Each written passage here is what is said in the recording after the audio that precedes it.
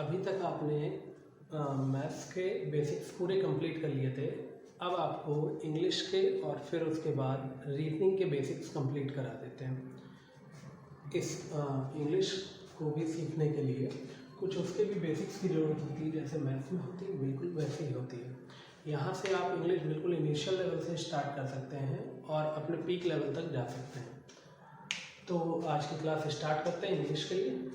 English की शुरुआत जहाँ से होती है, इंग्लिश और हिंदी, पहली बात तो दोनों एक लैंग्वेज है और किसी भाषा को समझने के लिए उस भाषा के साथ में रहना ज़रूरी है। जब तक आप उस भाषा के साथ में रहेंगे तब तक वो भाषा आपके साथ रहेगी।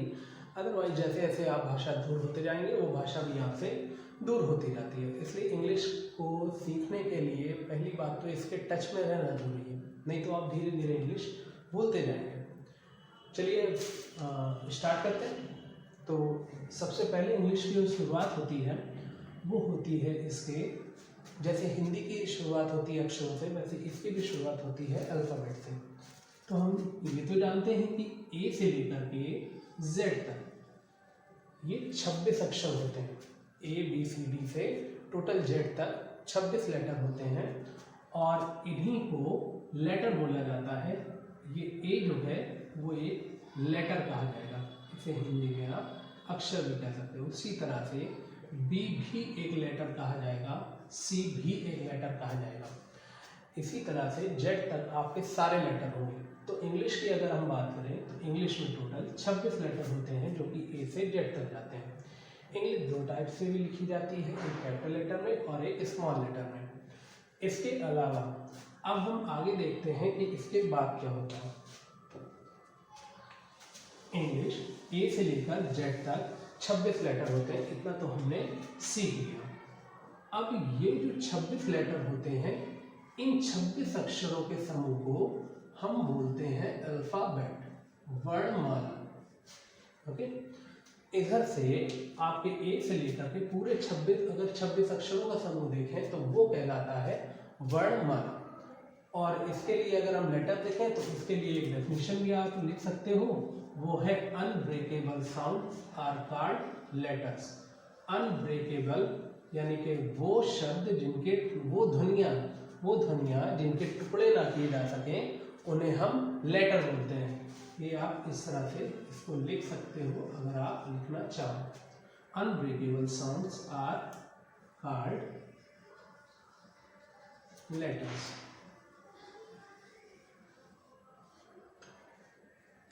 मतलब जिन ध्वनियों के टुकड़े नहीं किए जा सकते उन्हें हम लेटर बोलते हैं।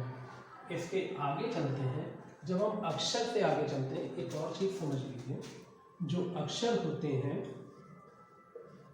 अगर इनको मिला दिया जाए, अक्षरों के मेल से जो बनेगा वो शब्द होगा। अब इस शब्द में भी दो टाइप के हो जाएंगे, एक ऐसा शब्द जिससे हम परिचित हैं और एक ऐसा शब्द जिससे हम अपरिचित हैं। आगे बताते हैं। उसी तरह से जब शब्दों के मेल से चलेंगे तो इससे वाक्य बनेगा। इसे हम इंग्लिश में वर्ड कहते हैं और इसे हम इंग्लिश में सेंटेंस कहते हैं। अक्षर को लेटर कहते हैं। ये चीज आप समझ रहे होंगे। अभी मैं धीरे धीरे आगे इसको भी समझाता हूं।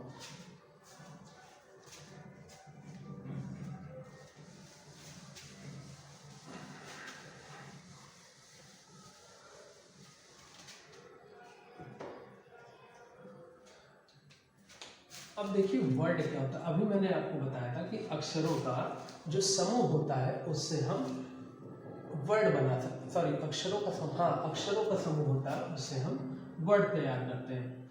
अब अक्षर देखिए जो थे वो मेरे ए से जेड तक थे। अब इन ए से जेड को चाहे रिपीट हो या रिपीट ना हो तो फिर हम इससे शब्द का निर्माण कैसे करेंगे वो देखते हैं। अब अगर हम ए से देखें तो ए एन और टी लिखते हैं तो इससे हमें पता चलता है कि आंट एक वर्ड है जिसका मतलब चींटी होता है। लेकिन अब यही देखिए, अगर इसी को हम ATN लिख दें, तब ये एक ऐसा वर्ड बनेगा जिसका कोई मतलब नहीं होता। तो इस तरह के वर्ड को हम ना मानते हुए कैंसिल कर देते हैं, और इन वर्डों को जिनका कोई मतलब निकलता है उन्हें वर्ड यानी के शब्द की संज्ञा देते हैं। वर्ड मतलब शब्द बनाते हैं। अब इससे देखिए क्या निकल करके आता है।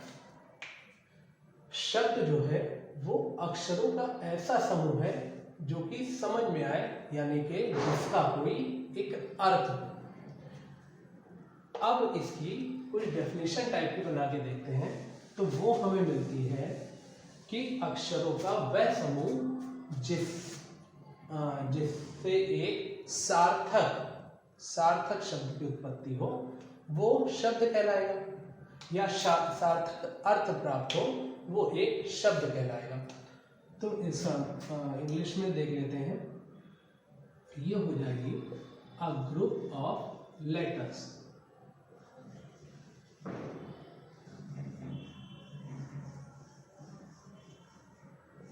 एक ग्रुप ऑफ लेटर्स, इसका मतलब अक्षरों का एक समूह, which है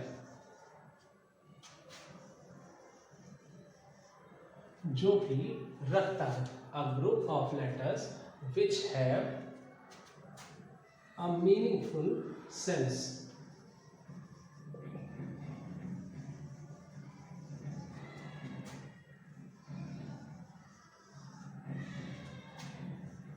अक्षर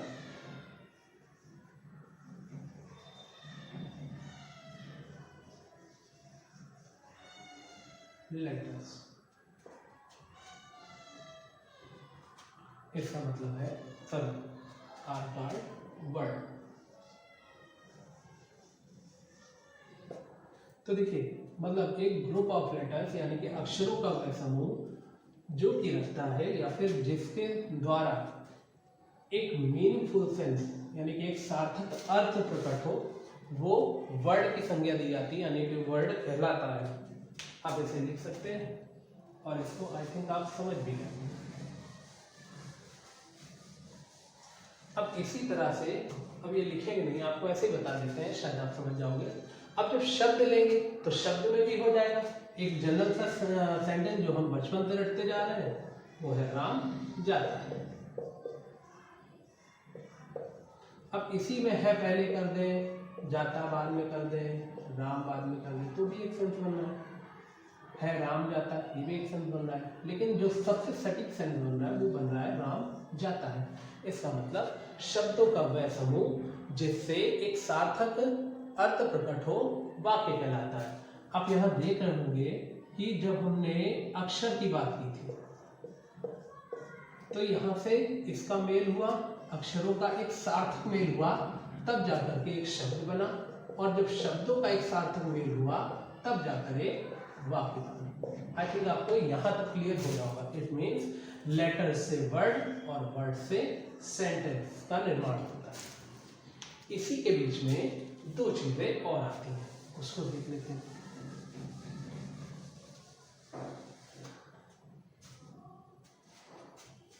इसमें दो चीजें आती हैं, एक है आपका फ्रेज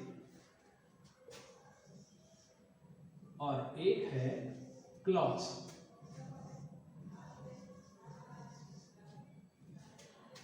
इसे हम हिंदी में बोलते हैं वाक्यांश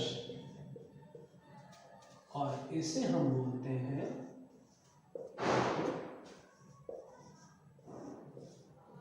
वाक्य।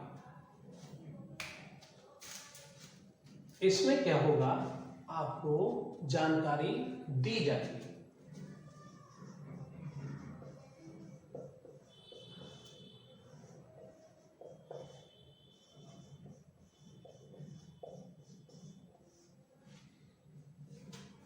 और इसमें क्या होगा, आपको पूरी जानकारी नहीं मिलेगी।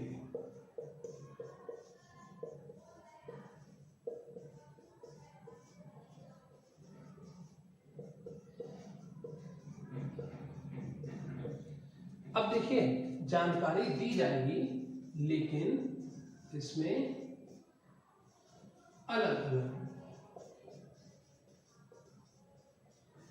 और इसमें जो जानकारी पहली बात तो मिलेगी नहीं, और जब मिलेगी नहीं तो वो भी वाक्य के अंदर होगी।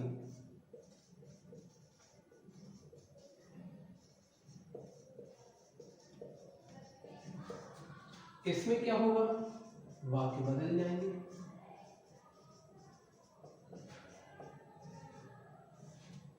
ये कुछ इसमें डिफरेंस है जो कि इन दोनों को अलग अलग करते हैं। अब देखिए, अगर जानकारी मिलेगी नहीं तो इसका मतलब उसमें सब्जेक्ट और वर्ब दो चीजों का होना पॉसिबल ही नहीं। इसमें ये दोनों चीजें होंगी। आपको आगे बता देंगे ये सब्जेक्ट और वर्ब क्या होता है। फिलहाल जिनको पता है वो आसानी से समझ रहे होंगे, इसे वैसे कर्ता बोलते हैं और इसे क्रिया बोलते हैं। ये सब्जेक्ट और वर्ब जब होंगे ही नहीं तो उसकी जानकारी नहीं मिल पाएगी, और यहाँ पर सब्जेक्ट और वर्ब होंगे तो जानकारी तो मिल जाएगी, लेकिन अलग अलग सेंस में मिलेगी। जैसे कि फ्रेज का एक एग्जाम्पल दे लेते हैं, जैसे कि he sings a song in the morning। इसका सीधा सा सेंस है, हिंदी है इसकी, वह एक गाना गाता है मॉर्निंग में, यानी कि वह मॉर्निंग में एक गाना गाता है, या फिर कह सकते हैं वह सुबह एक गाना गाता है। तो इसमें जो फ्रेज होगा, इसका पहली बात तो सीधा सा मतलब था वाक्यांश, यानी कि एक वाक्य का ही अंश होगा। तो ये जो वाक्यांश होगा वो होगा ये, यानी कि इन द मॉर्निंग। और हीस, और अभी हमने आपको बताया कि सब्जेक्ट और वर्ब नहीं होगा, तो यानी कि ये अलग हो जाएगा। तो ये जो इवनिंग इन द मॉर्निंग होगा वो आपका एक वाक्यांश के तौर पर देख लिया जाएगा। अब इधर पर देखिए, क्लॉज का क्या हो जाएगा, इसका हो जाएगा he is rich, he is rich but so he is kind। अब देखिए यहां पर दो चीजें दी गई, he is rich and he is kind। वह अमीर है इसलिए वह दयालु है। लेकिन इन दोनों क्लॉज में ये जानकारी आपको दी तो गई है, लेकिन दोनों के लिए अलग अलग दी गई। जब कभी ऐसा हो कि अलग अलग जानकारी आपको मिले तो वहां पर क्लॉज कहे जाएंगे। अब क्लॉज कहाँ कौन सा जाएगा, ये जाएगा कि ये जाएगा, तो आपके ये क्लॉज दोनों कहे जाएंगे, ये भी क्लॉज और ये भी क्लॉज, यानी कि क्लॉज दोनों होंगे। ये तो हो गया फ्रेज यानी कि वाक्यांश, और ये हो गया क्लॉज, इट मींस उपवाक्य। आई थिंक आपको थोड़ा थोड़ा क्लियर हो रहा होगा। कुछ टर्म्स हैं, कुछ वर्ड भी हैं जो कि आपको अभी क्लियर नहीं होंगे, लेकिन जैसे जैसे आप धीरे धीरे इंग्लिश पढ़ते जाएंगे आपको ये सारी चीज़ें क्लियर होती जाएंगी। आपसे कहना केवल इतना है कि आप अगर एक वीडियो को कई बार देखते हैं तो आपको ये अच्छे से रिमाइंड मतलब बने रहेंगे और आपको याद भी होते रहेंगे, इसके अलावा आपको समझ में भी आते रहेंगे। आपको कहीं भी बार बार देखने की जरूरत नहीं है, अलग अलग तरीके देखने की जरूरत नहीं। आप एक ही बार इसको लिख सकते हैं तो आप उससे भी लिख करके याद कर सकते हैं, और अगर आप देखना चाहते हैं तो देख सकते हैं। फिलहाल आपको ये तैयार करने के लिए इसको कई बार अपनी आंखों के सामने से घुमाना तो जरूर पड़ेगा, और आप कोशिश करिएगा कि जितना मैं बता दे रहा हूँ केवल उसी को बार बार देख लीजिए। आपको एक अक्षर बाहर से देखने की जरूरत नहीं है। आप विश्वास रखिए, आप एग्जाम में सेलेक्ट हो जाएंगे। इसके अलावा अब देखिए, आज हमने आपको अभी क्या बताया, अभी हमने आपको लेटर बता दिया है, वर्ड बता दिया है, सेंटेंस बता दिया। इसके अलावा सेंटेंस में दो चीज मिलती है, वो एक फ्रेज और एक आपका क्लॉज। अब देखिए सेंटेंस क्या होता है। सेंटेंस अगर हम एक शब्द में कहें तो ये वाक्य के अलावा सब कुछ होता है। इसमें पूरी पार्ट ऑफ स्पीच किसी ना किसी तरीके से कुछ ना कुछ उसका पार्ट आता रहता है। यानी कि सेंटेंस में आपका वर्ब भी हो सकता है, नाउन भी हो सकता है, किसी जगह प्रोनाउन हो सकता है, किसी जगह एडवर्ब हो सकता है, किसी जगह एडजेक्टिव हो सकता है, कुछ भी हो सकता है। यानी सेंटेंस सबका एक मिला जुला रूप होता है। एक छोटी सी इसमें चीज देख लीजिए इंग्लिश में, जैसे लिखा हुआ है हॉर्स मीन्स घोड़ा।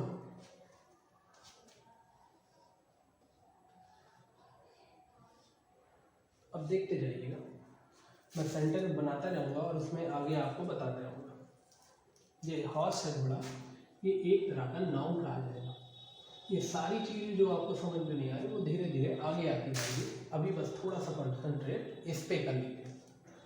हॉर्स है, मैंने लिखा ब्लैक हॉर्स। अब देखिए ब्लैक हॉर्स का मतलब हो गया काला घोड़ा। जरा थोड़ा ध्यान दीजिएगा, ये घोड़े की क्वालिटी बताई गई है कि वो काला है। इसका मतलब सीधा सीधा जब कोई क्वालिफाई करे या क्वालिटी बताए तो उसे हम एडजेक्टिव बोलते हैं। मैं आपसे बार बार कह रहा हूं कि अभी केवल रटते जाइएगा, धीरे धीरे सब कुछ क्लियर हो जाएगा।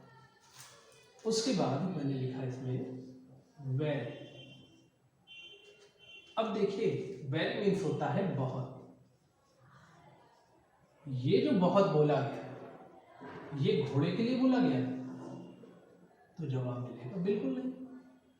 ये अगर देखा जाए वेरी, तो ये बोला गया है ब्लैक के लिए, यानी कि बहुत काला। इसका मतलब इसने काले को भी क्वालिफाई कर दिया, यानी कि क्वालिटी इसकी बता दी, सॉरी क्वालिफाई नहीं, क्वालिटी बता दी, गुण बता दिया कि जो काला है वो भी बहुत है, यानी बहुत काला है। तो अब ये जो होगा ये होगा एडवर्ब। ये बात क्लियर होगी। इसका मतलब जो नाउन की क्वालिटी बताए एडजेक्टिव, और जो एडजेक्टिव को क्वालिटी बताए वो एडवर्ब। अब अगर इसके आगे फिर हम वेरी कर देते हैं तो ये जो वेरी होगा वो इसके लिए होगा, और इसके बाद ये एडवर्ब ही होगा। आप इसके आगे कितने भी वेरी लगा लीजिए, एडवर्ब के आगे कुछ नहीं लगेगा, वो भी एडवर्ब होगा, ये भी एडवर्ब होगा, इसके आगे भी एडवर्ब होगा, इसके आगे भी एडवर्ब होगा, इसके आगे भी एडवर्ब, यानी कि आप इनफाइनाइट तक लगाते हैं वो सारे एडवर्ब होंगे। लेकिन इसके आगे आपको अगर ए लिख दिया जाए, it means a very very very very very black horse. अब ये जो ए बता रहा है, क्या वो वेरी को बता रहा है? एक बहुत कुछ जम नहीं रहा है, एक बहुत बहुत वो भी नहीं जम रहा है, ए बहुत बहुत बहुत ये भी नहीं होगा, ए बहुत बहुत बहुत बहुत बहुत बिल्कुल नहीं होगा। अब इस जगह देखिए ए के साथ आपको काला यूज करते हैं, इसका मतलब एक काला कुछ बन नहीं रहा है। लेकिन जब आप यहां आएंगे तब आप ये देख रहे होंगे कि एक घोड़ा, ये आपका थोड़ा सा सही लग रहा है। अब ये जो घोड़े के लिए बताया गया है एडवर्ब के बाद, इसे हम बोलते हैं आर्टिकल। इट मीन्स एक सेंटेंस में आपने क्या क्या पढ़ लिया? नाउन, एडजेक्टिव, एडवर्ब यानी कि क्रिया विशेषण, उसके बाद यहाँ पर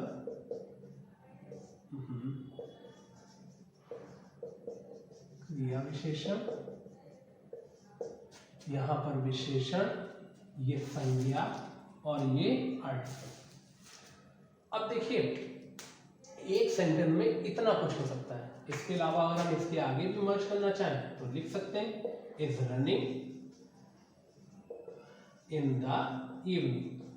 तो आप देख रहे होंगे कि ये जो इन द इवनिंग है वो आपका फ्रेज हो जाएगा, ये रनिंग जो होगा वो वर्ब हो जाएगा, ये हेल्पिंग वर्ब और इमेज वर्ब, इस तरह से काम कर जाएगा।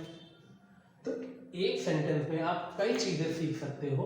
अब ये हम आपको धीरे धीरे करके आगे तोड़ेंगे और तब बताते चलेंगे, इसको आप ध्यान रखिएगा। अब आगे देखिए,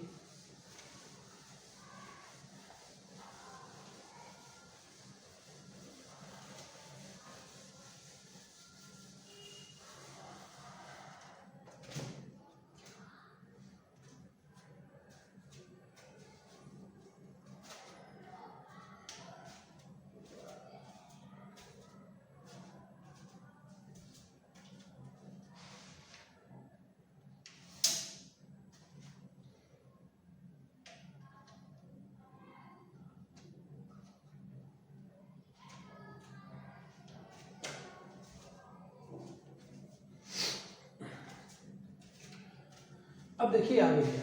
अभी तक हमने आपको बताया था कि ए से लेके जेड तक अक्षर होते हैं और इन 26 अक्षरों के समूह को हम वर्णमाला बोलते हैं। हाँ, मैं बार बार अक्षर बोल रहा हूं, ये ही अक्षर वर्ण भी कहे जाते हैं। और ये जो अक्षर होते हैं ये 2 टाइप में डिवाइड किए जाते हैं। इसमें एक अक्षर के समूह को बोला जाता है स्वर, इट मीन्स वॉवेल, और एक अक्षर के समूह को बोला जाता है व्यंजन, मतलब कॉन्सोनेंट्स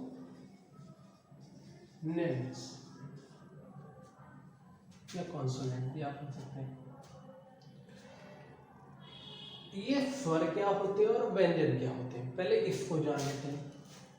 इंग्लिश के लिए अगर बात करें तो स्वर केवल 5 कहे जाते हैं, वो ए, ई, आई, ओ, यू। और जो कॉन्सोनेंट होते हैं इसके अलावा हो जाते हैं B, C, D, F, G, H, J, K, L, M, N, P, Q, R, S, T, V, W, X, Y, Z. It means 26 में से अगर 5 घटा दिए जाए तो 21 ही हो गए और 5 ही हो गए।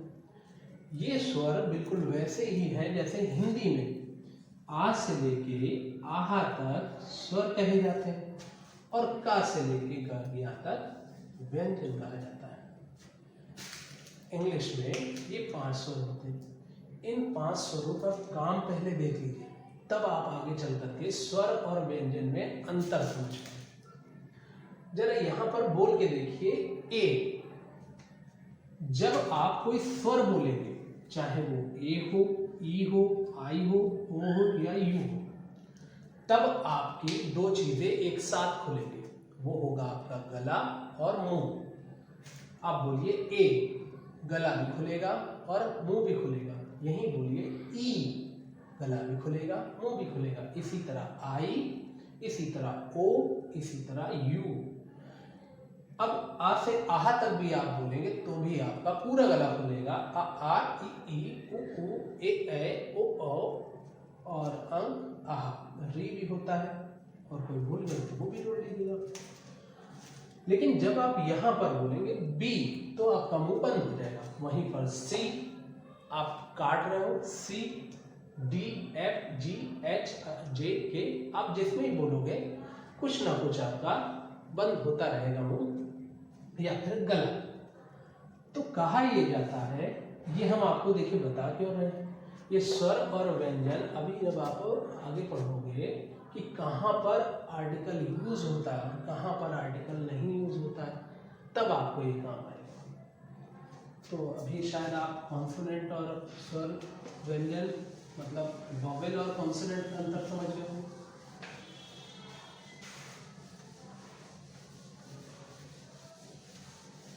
अब इसमें आप देखिए कि जो Y और W होते हैं, Y और W ये सेमी वॉवेल कहे जाते हैं। ये कहीं कहीं पर सेमी वॉवेल कहे जाते हैं। इसका मतलब ये वॉवेल का भी काम करते हैं और कॉन्सोनेंट का भी काम करते हैं।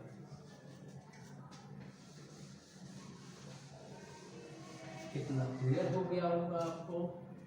आज आपकी क्लास में इतना ही बता रहे और बाकी आगे की क्लास में बताएंगे इंग्लिश में। ओके, तब तक के लिए thank you and bye. Have a nice day.